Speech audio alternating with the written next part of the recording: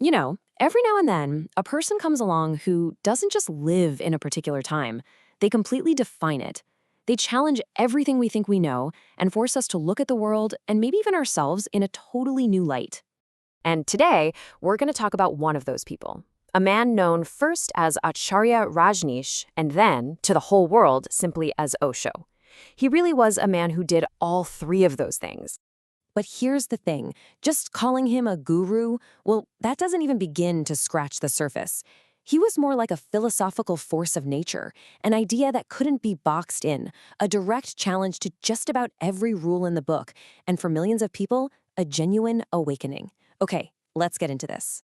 So, to really get a handle on who Osho was, you gotta go back to the very beginning, to see what shaped his pretty revolutionary way of thinking.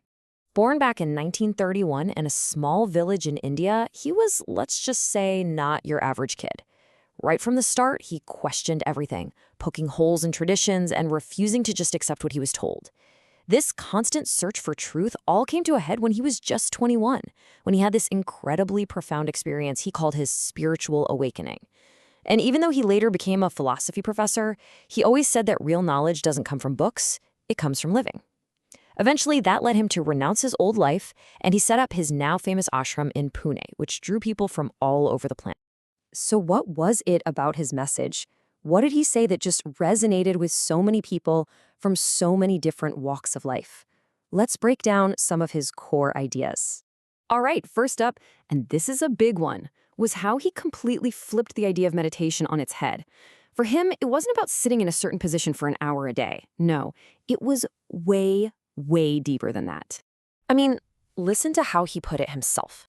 Meditation isn't something you do, it's something you are. It's a quality of total awareness that you can bring to every single moment, whether you're working, walking, or just breathing. And he had this brilliant way of explaining it.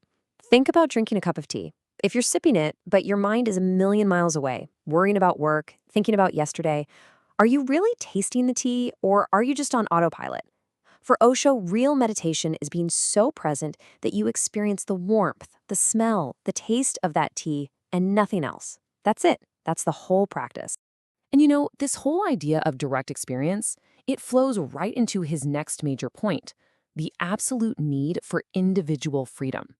He famously said he wanted seekers, not followers. And wow, what a powerful idea, right? He's basically saying that truth isn't something you can just download from a book or a priest or even from him. It has to be your experience. You can't just borrow someone else's truth. You have to go out and live it for yourself. And of course, he took this same way of thinking and applied it to maybe the most complicated part of life, love. And his views on this, well, for many people, they were a total game changer. This quote just hits the nail on the head. Osho argued that so much of what we call love is really about possession, isn't it? It's about control, jealousy, and expectations. He believed that real love does the exact opposite. It doesn't put you in a cage, it sets you free. If you truly love someone, you give them wings. Okay, so after looking at the individual, he zoomed out and took aim at society as a whole, especially at the traditions and beliefs that he believed were weighing people down. Whoa, that's a pretty intense thing to say, right? But when you think about it, his point was simple. Why should we blindly follow the rules and rituals of people who lived hundreds of years ago? He believed every single generation has the right and even the duty to find its own truth. So as you can probably imagine, when you have a guy challenging literally everything, religion, marriage, tradition, you're not just going to make waves, you're going to make a tsunami. He was an incredibly controversial figure. His journey eventually took him to the United States, where his followers built this absolutely massive commune out in Oregon. And while it grew incredibly fast, it was also a period of intense conflict, clashes with local residents and the US government over everything from land use to immigration laws.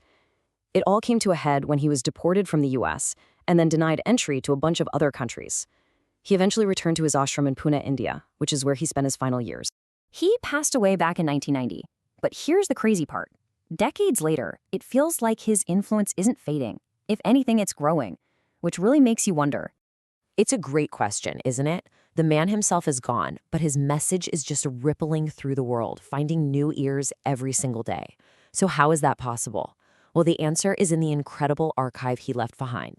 First off, his actual voice. Thousands of his talks were recorded, and now you can listen to them pretty much anywhere. Second, his ideas. I mean, the core concepts of awareness, freedom, and love, they're just timeless. They still challenge us to break free from the mold. And finally, of course, the books. His words have been compiled and translated into so many languages, reaching millions all over the world. And I think this is really the key to the whole thing. If you wanted to know what his ultimate goal was, he was crystal clear about it. He never wanted to collect blind followers. His whole mission was to light a spark of freedom and individuality in every person he met. Look, trying to understand Osho, it's not always simple. He was complex, for sure. But for a lot of people, his message just clicks, and it offers a whole new way of looking at life. So I'll leave you with this question to think about. Of all these ideas we talked about, on meditation, freedom, love, tradition, which one speaks to you the most?